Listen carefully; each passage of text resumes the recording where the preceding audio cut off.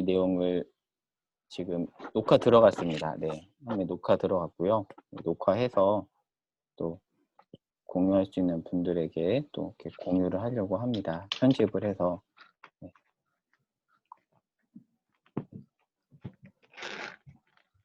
그러면 제가 설명하면서 시작할게요. 네, 마가복음을 같이 살펴보려고 해요. 이게 코로나가 언제 끝날지 모르겠지만 지금 상황에서는 계속 제가 이렇게 하려고 하고요. 제가 그 음소거 때문에 제가 잠깐 제어 좀 하겠습니다. 네.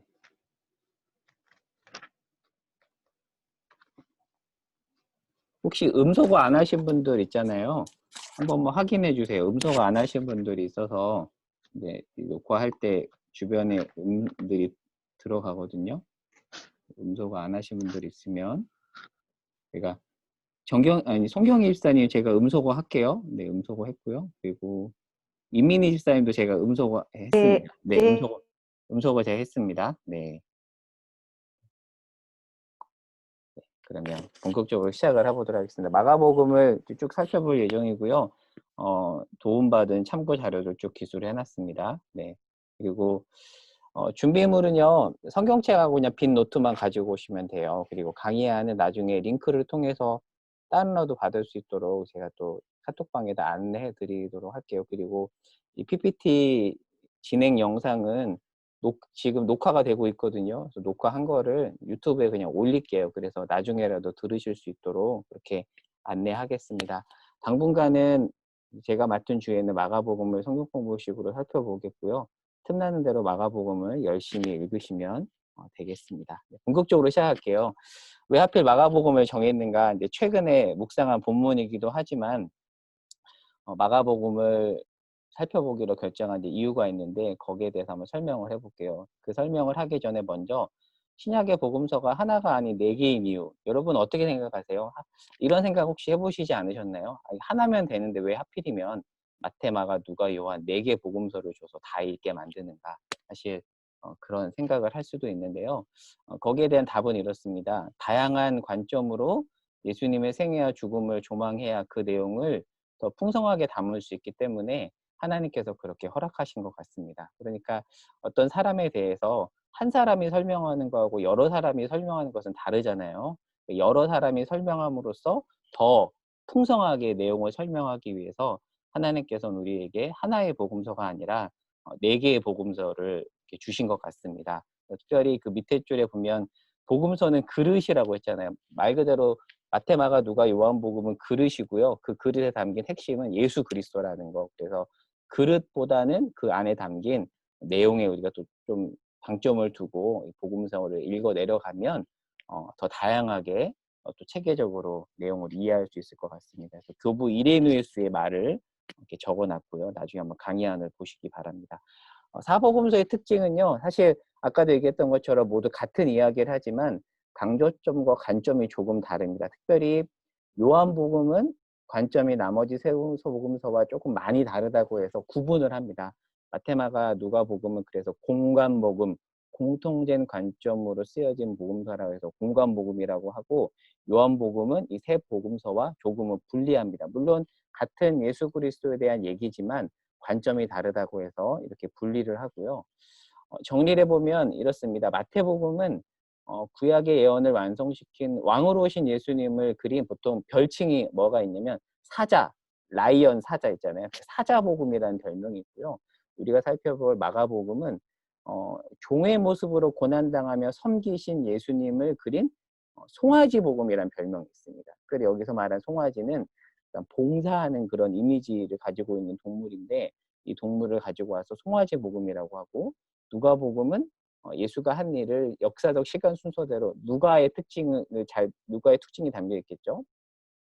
그렇게 기록했다 해서 보통 인자복음, 사람복음이라고 하고 요한복음은 좀 많이 특이하다고 해서 독수리복음이라고 합니다. 자, 그러면 이 송아지, 사자, 사람, 독수리 다 어디서 가져온 건가? 에스겔서하고 요한계시록에 나오는 그 환상에 나오는 그 천사의 얼굴들을 빗대어서 이렇게 설명을 한 겁니다. 간단하게 설명해봤고요. 신학교 교수님의 글을 한번 읽어볼게요. 똑같은 얘기를 하는데 마태는 유대인에게 복음을 전하기 위해서 예수님을 왕으로 소개하고 마가복음은 1차 수신자가 로마인입니다. 로마인에게 복음을 드러내기 위해서 예수님을 특별히 종으로 소개합니다. 마태복음은 왕, 예수님, 마가복음은 종으로 소개하고 누가복음은 지성을 중시하는 헬라인에게 복음을 전하기 위해서 예수님을 완전한 인간으로 소개하고요. 요한복음은 전혀 다른 접근법을 드러내는데 이와 관련해서 유진 피터슨이 최근에 쓴 물총새에 불이 붙듯이라는 책에서 유진 피터슨의 어떤 그런 굉장히 문학적인 표현을 빌어서 설명해 놓은 게 있는데 한번 그걸 읽어보시길 바랍니다. 이거는 어떤 그림이냐면 에스겔 1장에 나오는 그 천사의 내 얼굴에 관련된 그림이에요. 청소년 매일 성경에서 발췌한 건데 여기 보시면 얼굴이 다 다르죠. 여기 나오는 얼굴들이 사자, 그리고 송아지, 황소, 그리고 사람, 그리고 독수리. 이 환상을 빗대어서 복음서의 다양성을 설명하는 일들이 역사 내내 있었습니다. 자, 근데 약간 뜻밖의 그림인데요. 이 그림을 보면 순서대로 마태, 마가, 누가, 요한인데 마가복음을 송아지 복음이라 안 하고 사자 복음이라 사자 얼굴 그려 있잖아요. 그리고 요한복음은 독수리라고 돼 있는데 그래서 약간 학자나 아니면 이렇게 진영마다 조금 다르게 설명하긴 해요. 여기서는 마가복음을 사자복음이라 설명하고요. 여기 다음 컷에 보면 왼쪽에 미국 뉴욕 메트로폴리탄 미술관에 있는 그림인데 이 그림에서도 마가복음을 사자복음으로 묘사합니다. 제가 이제 설명해 놓은 대로 초대교회 교부들이나 카톨릭에서는 마태복음이 사람복음이고 마가복음은 사자복음이고 누가복음은 송아지복음, 황소복음이고 요한복음은 독수리복음이라고 하는데 우리 쪽 개신교 쪽에서는 아까 제가 앞에서 설명한 대로 대부분은 마태복음이 사자복음이고 마가복음은 송아지복음이고 누가복음은 인자 사람복음이고 요한복음은 독수리를 상징한다고 그렇게 이야기합니다. 그래서 우리는 개신교 쪽에서 이야기하는 이 유비로 이해하면 될 것 같습니다. 합동신학대학원 조병수 교수님이 이 부분에 대해서 이렇게 설명을 해요. 왜 이렇게 설명하는가? 사실은 초대교회 때부터 이런 공격이 많았대요. 왜 하필이면 하나님이 복음서를 하나가 아니라 4개를 줬냐? 그리고 5개일 수도 있고 6개일 수도 있는데 왜 하필 4개냐? 거기에 대해서 성경을 근거로 해서 쭉 설명해온 방식이 방금 설명한 방식입니다. 그러니까 다른 데서 근거를 가져온 게 아니라 성경에서 근거를 가지고 와서 다양하게 예수 그리스도에 대해서 보여주기 위해서 하나님께서 4개의 복음서를 허락했다. 그렇게 우리 쪽에서 설명을 하고 있습니다. 이건 참고로 가져온 건데요. 복음서가 4개다 보니까 한 사람이 타티아누스라는 사람이 4개의 복음서를 나름대로 꾸며가지고 하나의 복음서로 만들었던 시도가 있었어요. 실제로 동방교회에서는 5세기까지 이걸 사용했는데 이후로는 인기가 없었다고 해요. 그러니까 본인이 약간 연대기를 임의로 배열했기 때문에 좀 안타깝게 그 이후로 사용되지 않았던 그런 이런 시도가 있었다라는 것을 말씀을 드리고요. 맨실행의 신학펀치에 나오는 내용을 그대로 옮겨와 봤습니다. 그래서 우리 개신교 쪽에서의 설명이에요. 마태복음은 예수님을 특별히 왕으로 소개하고 마가복음은 섬기시는 예수님을 종으로 소개하고 누가복음에서는 완전한 인간으로 요한복음은 조금 어떤 초월적인 하나님에 대해서 많이 소개합니다. 독특한 면이 있죠.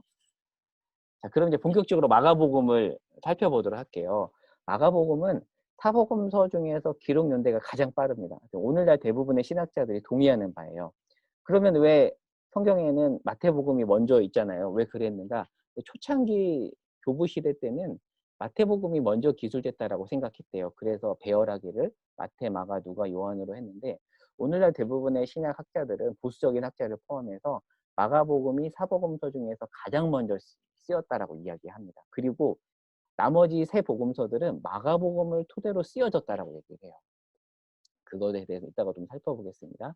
기록 연대를 보면 학자마다 좀 다르긴 합니다. 어떤 사람은 AD 50년대 썼다고도 하고 어떤 사람은 64년 이후에 썼다고 하는데 분명한 것은 베드로가 로마에서 활동할 때 또는 베드로가 로마에서 죽은 이후에 쓰여진 것이다. 이것만큼은 분명합니다. 그리고 사복음서 중에서 제일 먼저 쓰여졌다. 특징이 있습니다. 짧습니다. 일단 짧아서 좋습니다. 16장밖에 되지 않고요. 그리고 마태복음처럼 앞부분에 긴 족보가 나오지도 않고요. 대체로 단순한 구조입니다. 그리고 연대기 순서가 아닙니다. 그리고 신속하게 이야기가 전개되고 터프하고 가감없이 내용을 진술합니다. 그리고 예수님의 순환에 초점을 둡니다. 무려 4분의 1이 예수님의 순환 기사예요. 왜 이렇게 기록했을까? 의도가 있겠죠. 로마 치하에서 핍박당하는 기독교인들에게 예수님도 그렇게 고난을 당하셨다. 너희도 동참해야 되지 않겠냐? 예수님 역시 고난받으신 분이다. 그 수신자를 염두에 두고 예수님의 순환을 상당히 강조합니다. 그리고 4번은 좀 재미있는 내용인데요. 마가복음의 전체 구조의 무려 90%가 마태복음에 나옵니다. 이걸 통해서 알 수 있는 게 뭐냐면 마태복음은 마가복음을 토대로 기술했다라는 거죠. 그래서 그 아랫줄에 보면 마태복음은 내용의 45%가 마가복음을 토대로 하고 있고 20%는 누가복음, 35%만이 마태복음의 고유 자료입니다. 그러니까 복음서마다 다른 복음서와 공유하지 않은 고유 자료들이 있거든요. 마태복음은 40%, 누가복음은 60%, 요한복음이 특이하죠. 요한복음은 92%가 고유 내용이에요. 다른 복음서와 공유하지 않는 고유 내용이고 요한복음은 10%만이 마가복음과 공통 자료입니다. 그래서 이거는 그냥 참고로만 아시면 될 것 같아요. 어떤 학자들은 누가복음에 나오지만 마가복음에 없는 것을 가상의 문서, 큐 문서라고 해서 아마도 마가복음과 큐 문서에 의존해서 누가복음을 썼다고 주장하기도 하고요. 하지만 어떤 보수적인 신학자들은 그런 큐 문서 이런 거 없다라고 이야기도 합니다. 학자들의 얘기인데 그냥 참고로 그렇다는 것만 알면 될 것 같고요. 그리고 밑에 보시면 복음서에 기적 사건이 많잖아요. 근데 사복음서에 다 기록된 유일한 사건이 오병이어입니다. 그러니까 요한복음은 자체 고유 자료가 많다고 했잖아요. 근데 오병이어 사건만은 요한복음의 기자인 요한이 기술을 합니다. 제가 밑에 14696이라고 했는데 이게 무슨 숫자인지 혹시 아세요? 오병이어가 나와 있는 장입니다. 마태복음 14장, 마가복음 6장, 누가복음 9장, 요한복음 6장, 14696. 참고로 제가 기술을 해봤고요. 아까 말한 것처럼 마가복음은 가장 먼저 쓰였고요. 나머지 복음서의 토대가 되는 성경이기 때문에 사복음서 중에서 먼저 살펴보면 굉장히 유용한 책입니다. 아까 말한 것처럼 대부분의 학자들이 마가복음 우선서를 주장하고요. 그리고 마태, 마가, 누가, 요한은 마가의 계율을 수용하면서 자기 나름의 관점을 발전시켰습니다. 근데 분명한 것은 마가가 기록한 복음은 실제 형식과 글러볼 때 사도 베드로의 복음이라는 것입니다. 이 부분은 제가 이따가 또 설명을 해볼게요. 마가가 쓰긴 한 거지만 사실은 그 원소스는 베드로다라는 건데요. 보겠습니다. 자, 그러면 왜 베드로 복음이 아니고 마가 복음인가? 마가 복음의 원문 제목은 마가에 의한 복음인데, 근데 마가 복음에는 마가 이름이 한 번도 나오지 않습니다. 근데 왜 마가복음의 저자가 마가라고 하는가? 일단 첫 번째 외적 증거는 초대교회의 많은 교부가 마가복음의 저자는 마가라고 진술을 합니다. 그러니까 마가복음 안에는 마가에 관한 언급이 없지만 밑에 글을 보면 사도 요한의 제자 중에 한 명인 파피아스의 기록인데요. 이런 말을 해요. 장로이자 사도인 요한에게서 구전받은 바 마가는 베드로의 서기관이었고, 그러니까 구전받은 내용이 그 이후 문장이라는 거죠. 마가가 베드로의 서기관이라는 말을 해요. 따라서 마가는 베드로의 말을 자신이 기억할 수 있는 만큼 가장 정확하게 기록했고 웬만하면 빠뜨리지 않았다라는 말을 합니다. 그리고 또 다른 책에서 파피아스가 마가는 베드로의 번역자였다고 말합니다. 다 기록했다. 빠짐없이 기록했다. 이 출처는 역사가 유세비우스가 보존한 히에라폴리스 주교 파피아스의 증언 나오는 그런 내용입니다. 또 다른 외적 증거도 한번 눈으로 읽어보세요. 이것도 유세비우스의 말인데 베드로가 한 말을 마가가 수행원으로서 번역자로서 충실하게 옮겨서 정리한 게 마가복음이다. 이것은 마가복음의 저자가 마가라는 외적 증거입니다. 자, 그러면 마가가 어떻게 베드로의 증언을 정확하게 기록할 수 있었는가? 오랜 시간이 지났는데 인간이기 때문에 실수할 수 있지 않았을까? 근데 케네스 베일리라는 유명한 중동 전문가는 개인의 전승이 아니라 공동체의 전승이기 때문에 내가 혹시나 누락시키거나 왜곡시켜도 공동체 사람들이 다 잡아주었기 때문에 내용이 왜곡되지 않고 온전히 기록되었다라고 얘기를 해요. 그래서 혹시 이 부분에 대해서 궁금하다면 마가복음 뒷조사라는 책을 읽어보시면 되겠습니다. 자, 이제 외적 증거 아니에요. 이번에 내적 증거입니다. 내적 증거. 목격자의 진술이 갖는 특징이 마가복음에 많이 나옵니다. 목격자만이 할 수 있는, 그러니까 베드로가 1차 목격자였고 그 베드로의 말을 마가가 옮겼다고 했잖아요. 근데 이것을 알 수 있는 내용들이 많이 있는데 그건 또 계속 우리가 살펴볼게요. 특별히 마가복음은 베드로와 관련된 사건들을 진술할 때 굉장히 생생하게 묘사합니다. 그리고 다른 복음서와 달리 특별히 베드로의 약점을 강조합니다.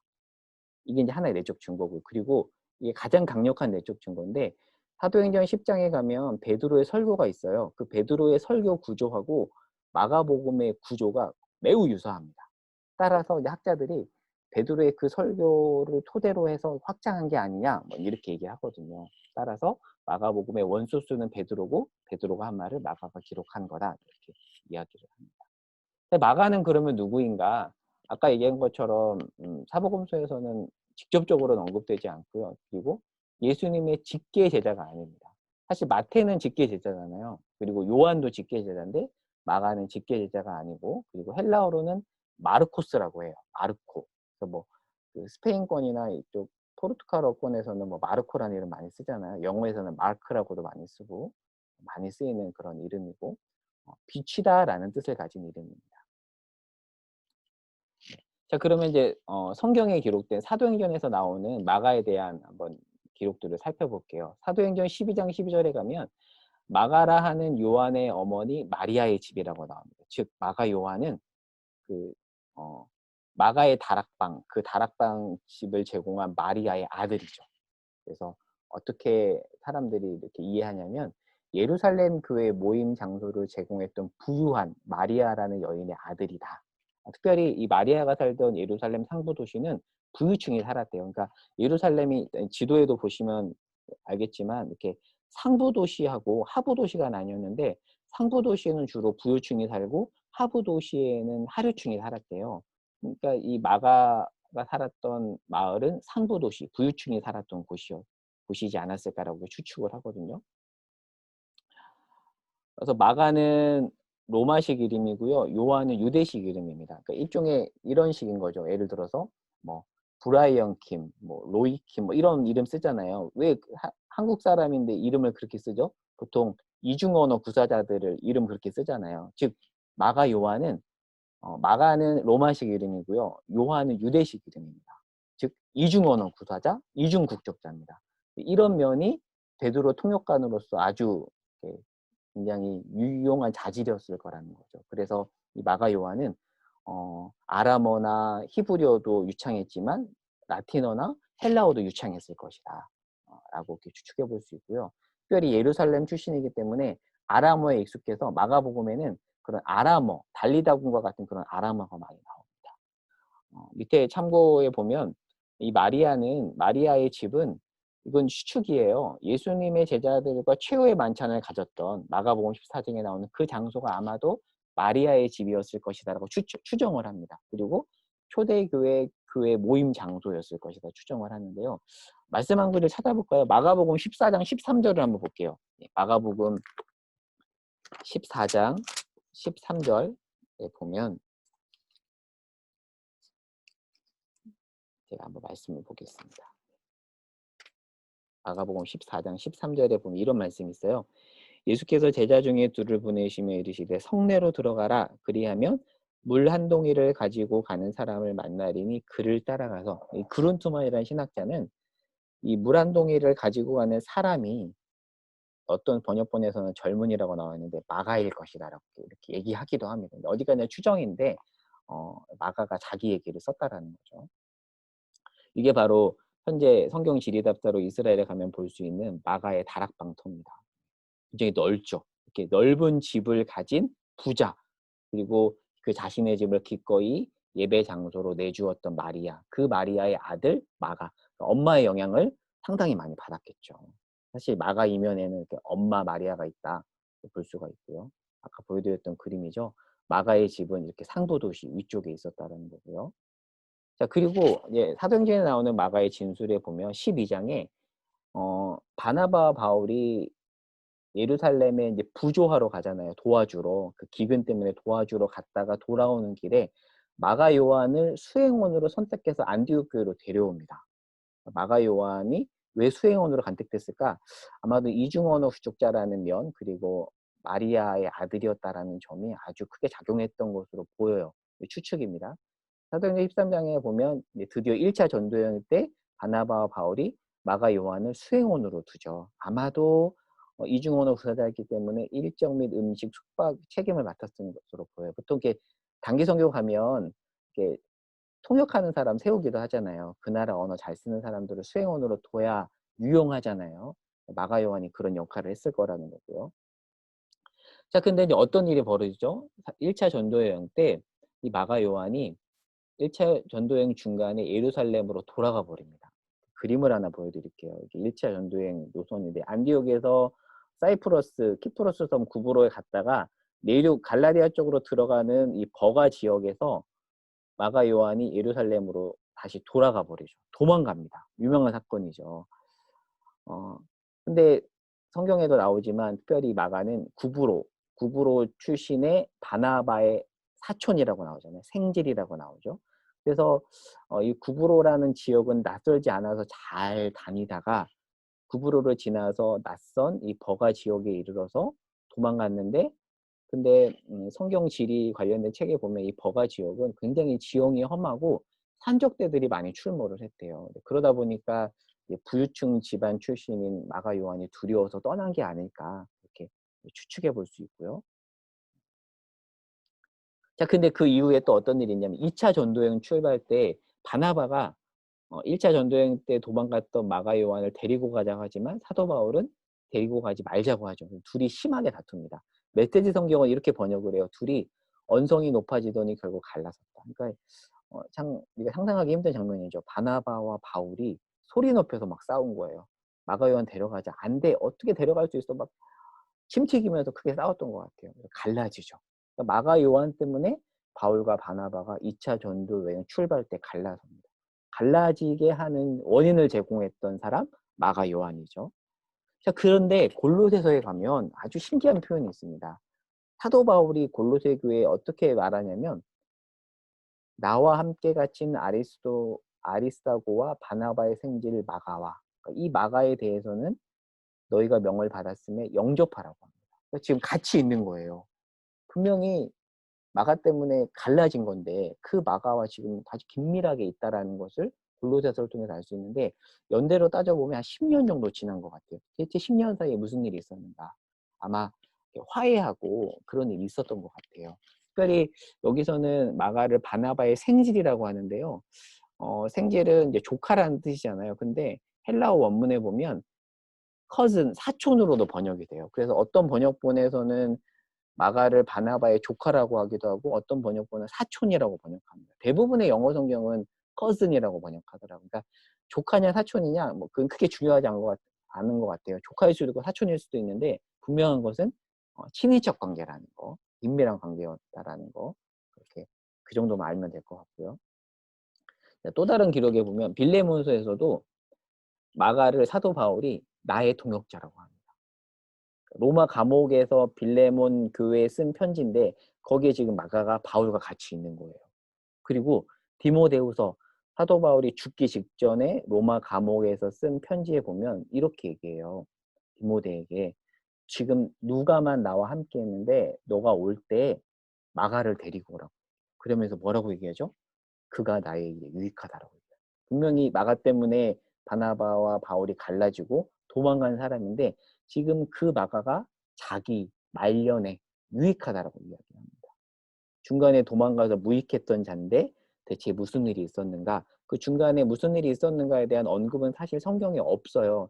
다만 이 말씀들을 통해서 이제 유추해 볼 수는 있겠죠. 베드로전서에도 보면 이 마가가 나오는데 베드로전서는 베드로가 로마에서 쓴 편지잖아요. 이런 말을 합니다. 택하심을 받은 바벨론에 있는 교회가, 바벨론이라는 표현은 로마를 비유하는 표현이에요. 근데 왜 로마를 바벨론이라고 하는가? 이 당시에는 로마라고 드러내면 죽을 수 있기 때문에 로마를 바벨론이라고 표현한 겁니다. 일종의 묵시문학적 장치죠.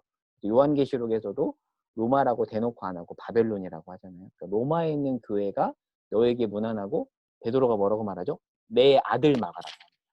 지금 베드로에게 있어서 마가는 자기의 영적 아들인 거죠. 같이 있는 거죠. 근데 지금 시점으로 보면 베드로가 로마에서 네로 황제, 그 잔인한 네로 황제에게 핍박받을 때, 그리고 로마 교회 수장으로 있을 때 그 옆에 마가가 있었다라는 것을 이 표현을 통해서 알 수 있고요. 그런 내용을 아주 잘 담은 영화가 코바디스 도미네죠. 코바디스 다 아시죠? 코바디스 도미네. 라틴어로 하면 주여 어디로 가시나이까, 그런 뜻인데 이 영화를 보시면 이런 배경들을 좀 볼 수 있을 것 같고요. 그래서 로마에서 베드로의 통역관으로서, 서기관으로서 역할을 했을 것이다. 묵시에 관해서 참고로 밑에다가 적어놨고요.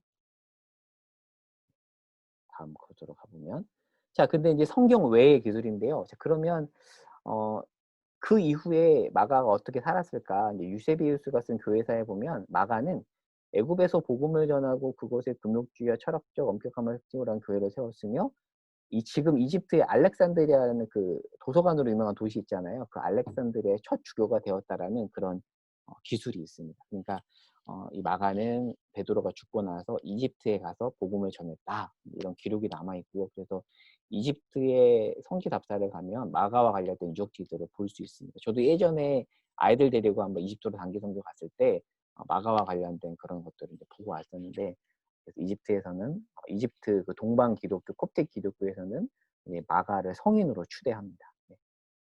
그래서 지금 이집트 알렉산드리아 가면 볼 수 있는 마가 기념교회, 동방 종교에서 관할하는, 이렇게 보시면 뭐 콥틱 올소독스라고 하잖아요. 콥틱 동방 기독교에서 관리하는 마가 기념교회가 지금도 있습니다. 마가가 죽고 나서 한참 뒤에 세워진 교회겠죠. 자, 그러면 세 번째인데요. 마가는 어떻게 그런 마가복음을 기록한 걸까? 직속 제자도 아니고 도망간 사람인데, 일단 바울의 동역자였고 베드로의 동역자였기 때문에 누구보다도 이들을 통해서 복음에 대해서 많이 들었을 거라는 거죠. 마태처럼 직접 듣지 못했지만, 물론 그 마가의 다락방에서 예수님을 보기도 했겠지만, 그러나 제자들처럼 긴밀하진 않았잖아요. 하지만 바울과 베드로 밑에서 들었을 것이다. 그래서 따라서 이게 바로 마가복음의 저자가 마가인 이유를 풀 수 있는 핵심 열쇠입니다. 바울의 동역자, 베드로의 동역자, 그런 부분이에요. 그래서 마가는 베드로를 따라다니면서 예수님의 이야기를 듣고 적은 것으로 보이고 해서 앞에 얘기했던 것처럼 사도행전 10장에 나오는 베드로의 설교와 마가복음의 구조가 똑같습니다. 순서는 세례 요한, 예수님의 사역, 죽음, 부활, 이 순서가 똑같다라는 거죠. 그래서 사람들은, 학자들은 마가복음의 저자는 마가고 그 원소스는 베드로다라고 이야기를 합니다. 그러니까 끊임없이 베드로가 마가에게 이야기해줬겠죠. 그것을 마가가 잘 정리해서 재구성해서 번역한 책이 마가복음이다라는. 마가복음의 특징 빨간색 글씨 보면요, 제자들 전체와 더불어서 다른 복음서와 조금 다르게 베드로의 약점을 굉장히 많이 보여줍니다. 좀 신기하죠. 그러니까 마가는 베드로의 제자잖아요. 그러면 제자니까 자기 스승의 강점들을 많이 보여주면 좋은데 약점을 굉장히 많이 부각시킵니다. 왜 그럴까요? 사실 베드로가 한 얘기죠. 그러니까 베드로는 자기 자랑을 하기보다는 자기의 연약함, 실수를 있는 그대로 마가에게 보여주고 그것을 마가가 기술했다는 거죠. 마태복음과 누가복음에 기록된 베드로에 관한 어떤 칭찬받을 만하거나 뭐 주는 그리스도시요 살아계신 하나님의 아들, 뭐 그런 칭찬받은 내용들을 많이 부각시키지 않습니다. 시키지 않고 약점을 많이 드러내죠. 제가 밑에 보면 자기 자랑, 자기 허물 드러내기라고 했는데, 우리가 사실 그렇잖아요. 예수님을 깊이 만나면 사람들 앞에서 자기를 자랑하고 드러내기보다는 내가 그럴 만한 자격이 없는 사람이란 걸 알기 때문에 부끄러워하잖아요. 그러니까 베드로가 그랬을 거라는 거고, 그리고 마가가 그랬을 거라는 거죠. 자, 그리고 이제 재미있는 내용이 있는데 말씀 한번 찾아볼게요. 마가복음 14장 50절 말씀 한번 가볼까요? 마가복음 14장을 한번 볼게요. 14장은 유다가 배반한 이후에 이제 마지막 만찬, 그리고 베드로가 부인할 것을 예언하는 내용이고요. 겟세마네 동산에서 기도 이후 예수님이 잡히십니다. 예수님이 이제 결정적으로 잡히시는 그 장면, 이후 14장 50절을 한번 볼게요. 마가복음 14장 50절에서 52절을 보겠습니다. 찾으셨죠? 제가 읽어볼게요. 제자들이 다 예수를 버리고 도망하니라. 제자들이 다 도망갔습니다. 자, 근데 아주 특이한 기록을 마가가 남깁니다. 그러니까 다른 복음서에는 없는 내용이에요. 그러니까 아까 초반에 말한 것처럼 마가복음은 마가복음 고유 자료가 별로 없는데 마가복음 14장 51절하고 52절은 마가복음만 있는 고유 자료입니다. 그러니까 마가가 일부러 집어넣은 거죠. 읽어볼게요. 한 청년이 벗은 몸에 배 혼니부를 두르고 예수를 따라가다가 무리에게 잡힘에 배 혼니부를 버리고 벗은 몸으로 도망하니라. 여러분, 이 청년이 누굴까요? 학자들은 대부분 이 청년이 바로 마가일 것이다라고 이야기합니다. 그러면 왜 이 내용을 적어놨을까? 자기의 실수. 예수님이 잡힌 걸 보고 급하게 따라왔다가 어떻게든 예수님 곁을 지키려고 했는데 예수님이 잡혀서 그 잡힌 예수님과 자기가 같이 있으면 자기도 위험할까 봐 급하게 도망가는 그 자신의 부끄러운 과거를 베드로처럼 똑같이 기술했다라는 거죠. 그 이후에 베드로의 예수님을 3번 부인하는 그 내용이 나옵니다. 그러니까 베드로, 내 스승 베드로나 나나 사실은 예수님을 부인했던, 도망갔던 그 치명적인 실수를 했던 사람입니다. 하지만 예수를 만났습니다. 제자가 되었습니다. 그런 것들을 알려주기 위해서 기록했다라는 거죠. 그래서 참 제가 만약에 마가복음의 저자였다면 이 내용은 빼고 싶었을 것 같아요. 그렇잖아요. 부끄럽잖아요. 나 이런 아주 실수했어. 이런 거를 빼고 싶었을 것 같은데 마가는 거침없이 기술을 해버리죠. 근데 여러분 어떠세요? 은혜가 되지 않나요? 저는 그래서 더 은혜가 되는 것 같아요. 자기의 부끄러운 과거를 기술했기 때문에 은혜가 되는 것 같습니다. 그래서 이 부분 설명해놨죠. 익명의 한 청년, 그 청년이 복음서의 저자인 마가임을 암시한다. NIV 스터디 바이블이 이렇게 얘기해요. 배옷잎으로는 양모로 만들어진 오리 가늘은 리넨 겉옷으로, 린넨이라고 하죠. 리넨 겉옷으로 군사들의 손에 내버리고 갔다는 것은 그 청년이 부유한 가문 출신이었음을 가리킨다. 비싼 옷이었는데 그거를 안 버리고 가잖아요. 보통은 여러분 만약에 한 200~300만 원짜리 옷을 입고 있는데 그거를 웬만하면 안 버리고 가자는데 그거를 버리고 갈 수밖에 없을 정도의 긴박한 상황이었다라는 거죠. 그러나 그 옷을 입고 있었다는 것은 예루살렘 상부도시에 살았던 부유층 가문의 아들이었을 것이다라는 거죠. 그 어머니 누구인가? 다락방을 제공했던 마리아다. 그래서 밑에 보시면요. 학자들이 이게 확실한 건 아닌데 마가복음 14장에 나오는 그 최후의 만찬 장소는 마가의 집이었을 것이다라고 봅니다. 따라서 그 예수님의 모습을 마리아도 봤고 어린 마가도 같이 봤을 거라는 거죠. 그래서 아마 그때 예수님을 만났거나 아니면 그 이전에 예수님을 믿었던 게 아닐까 그렇게 추정해 볼 수가 있습니다. 부끄러운 자신의 과거를 기록하면 이제 거의 끝나갑니다. 제자들은 모두 도망갔고 심지어 마가는 발가벗고 도망갔죠. 다른 사람보다 더 부끄러운 모습으로 도망간 겁니다. 실패의 제자들입니다. 그의 스승 베드로 역시 그런 경험이 있었죠. 마가는 이불 하나만 급히 걸치고 나올 정도로 사실은 예수님을 필사적으로 쫓은 거예요. 소식을 듣고 필사적으로 예수님을 쫓아온 겁니다. 짐을 안 가지고. 근데 예수님이 잡히자 겉옷을 버리고 필사적으로 도망가죠. 그리고 훗날 선교 여행에서 예루살렘으로 도망가죠. 그런 그가 복음서 기자란 사실은 사실 일반적인 상식으로는 쉽게 납득하기 어려울 수 있습니다. 그런데 중요한 건 뭐냐면 그런 실수를 통해서 더 깊이 하나님을 만났다라는 거죠. 치명적인 실수를 저질렀지만 다윗처럼 다윗도 밧세바를 범했잖아요. 그런 실수를 저질렀지만 오히려 그 실수를 통해서 더 깊이 하나님과 연합한 자라는 거죠. 부끄러운 자신의 과거를 기록한 마가. 사실 마가복음의 핵심 주제가 하나님 나라의 제자도거든요. 근데 이 하나님 나라의 제자도를 어떻게 그려주냐면 마가는 실패함으로써 예수님을 깊이 만나는 그게 바로 그러니까 제자도가 완벽한 모습을 보여주는 게 바로 제자도가 아니라 실수할 수 있지만 그 연약함 속에서 예수님을 붙잡고 자라나는 그게 바로 마가복음이 우리에게 보여주는 하나님 나라의 제자도입니다. 제가 보라색 글씨로 적어놨죠.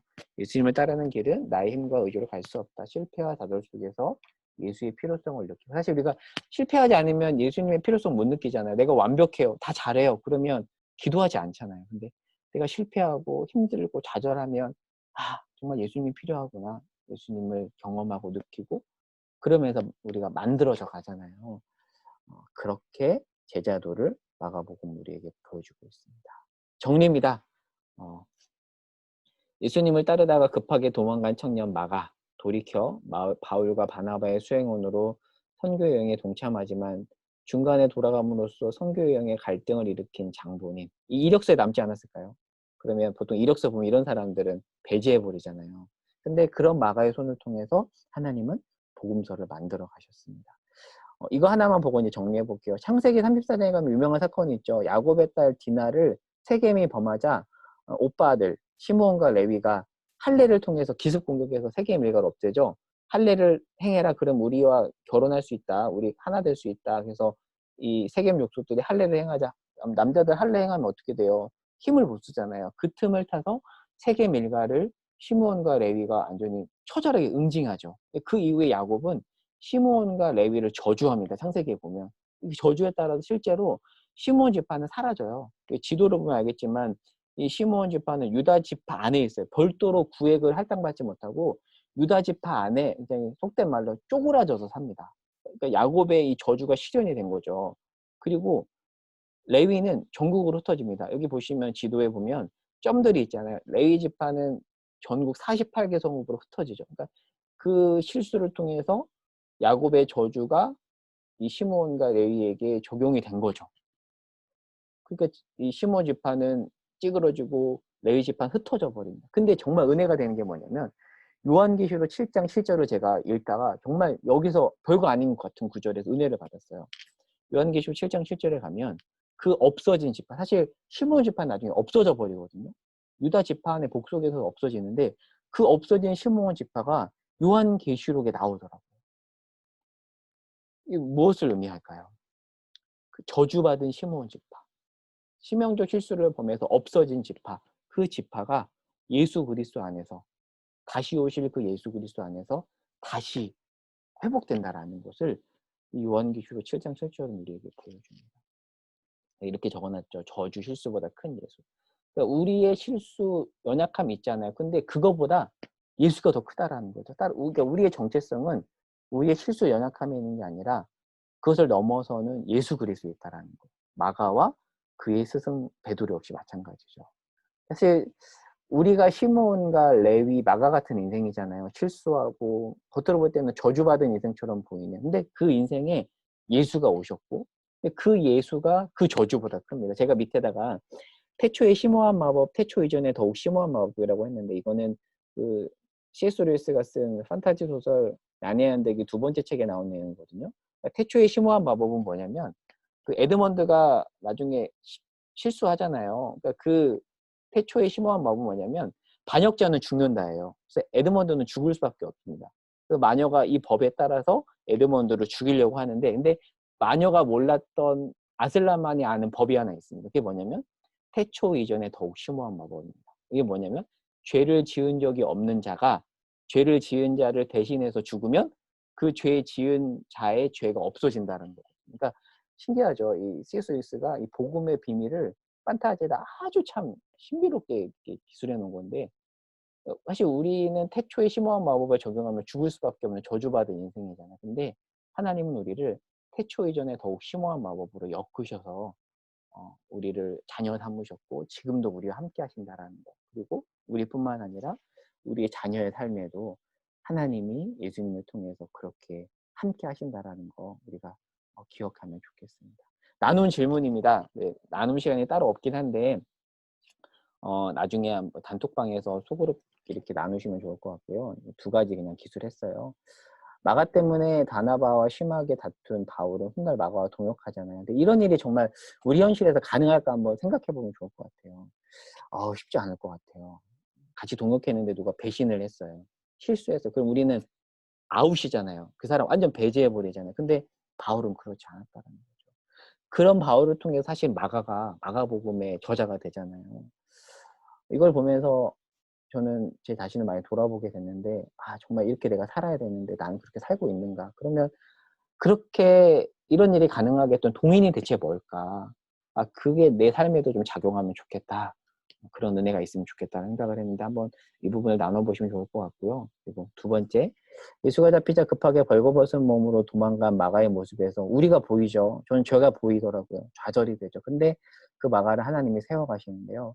그 마가의 여러분과 여러분의 남편, 자녀 누군가 한번 대입해서 생각해 보시면 좋겠어요. 그래서 오늘 하루는 정말 내가 미국 별로 함께하고 싶지 않은 그 사람의 그 모습만을 볼 게 아니라 그 사람을 세워가시는 하나님의 관점으로 그 사람을 바라보면서 함께 기도하면 좋을 것 같아요.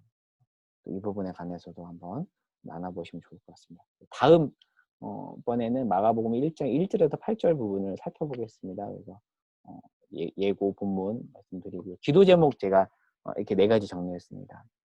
첫 번째, 마가에게 임한 은혜가 나와 우리 자녀 남편에게 임하기를 기도하면 좋겠고요. 두 번째, 코로나 바이러스 위해서 계속 매일 9시마다 기도하잖아요. 코로나 바이러스로 인한 위기 상황 가운데서 하나님의 은혜를 구한 지금 이 어려움보다 하나님이 더 크잖아요. 그 하나님을 바라보면서 그 하나님 은혜를 구한 우리 교회 또 가정 개인이 되도록 기도하면 좋겠고요. 그리고 코로나로 인해서 어려움을 겪는 이웃들이 돌아보면 참 많은 것 같아요. 생각나는데 그들을 위해서 기도하고 또 그 밖에 환우 있죠. 그리고 그 밖에 지체들의 기도 제목을 놓고 이렇게 중보 기도하는 시간을 갖도록 하겠습니다. 그래서 음악을 틀어드릴게요. 한 10분 정도. 지금 시간이 10시 59분인데요. 11시 10분까지 줌 소리 들으면서 기도하는 시간을 가질게요. 제가 여러분에게 음악을 틀어드리도록 하겠습니다. 음악 나오면 음악에 맞춰서 같이 눈을 감고 기도하는 시간을 갖도록 하겠습니다. 음악 나오면 기도하시면 되겠습니다.